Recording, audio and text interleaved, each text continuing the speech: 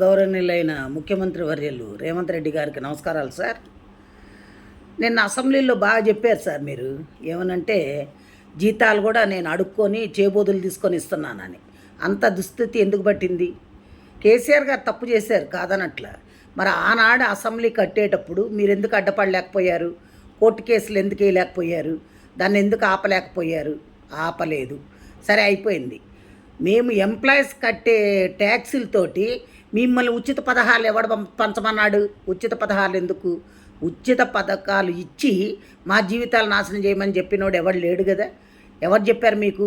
ఉద్యోగస్తులకు బడ్జెట్ ఉంటుంది కదా. మా జీతాలు మాకున్నప్పుడు మాది మీరు ఇంకా అడుక్కునేది ఎందుకు? వేరే దానికి ఎందుకు ఉపయోగిస్తున్నారు? ఫ్రీ బస్సు ఎవరు పెట్టమన్నారు?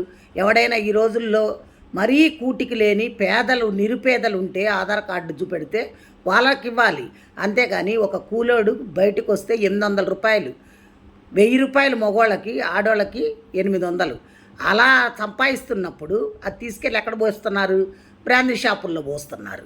అదే నువ్వు ఈ ఉచితాలు పెట్టకుండా ఉద్యోగాలు వచ్చే పొజిషన్లో చేసుండి ఇండస్ట్రీల్స్ తీసుకొచ్చుంటే కంపెనీల్లో ఉద్యోగాలు వచ్చేవి చేసేవాళ్ళు. అసలు ఇవన్నీ ఎందుకండి? 150 మంది మీరు ఎమ్మెల్యేలు ఎమ్మెల్సీలు అందరూ ఉన్నారు కదా, మీ జీతాలు బంద్ చేసేయండి. మీకు జీతాలు ఎందుకు? 10 కార్లు ఎందుకు? మీ సొంత పైసలు పెట్టుకొని వాడుకోండి.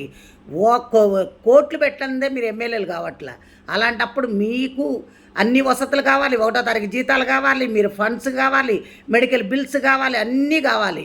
ప్లెయిన్లో ఊరికనే తిరగాలి, ఇవన్నీ కావాలి. ఇవన్నీ ఎక్కడి నుంచి వచ్చినాయండి? ప్రజల సొమ్మండి, మేము కట్టే ట్యాక్సులు అండి.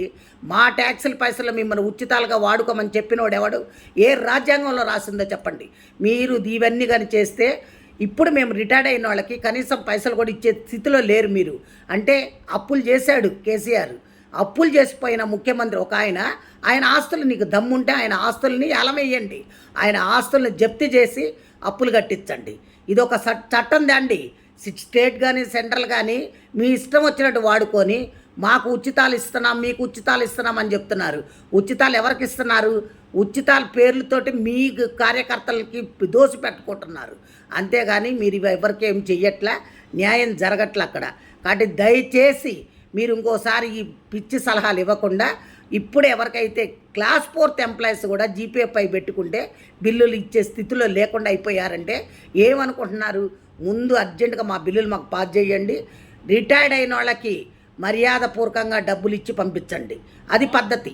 అందరు తిరగబడితే మటుకు ఊరుకునేది లేదు సార్. ఇది మంచిగా ఉండదు కూడా నేను చెప్తున్నా. Thank you.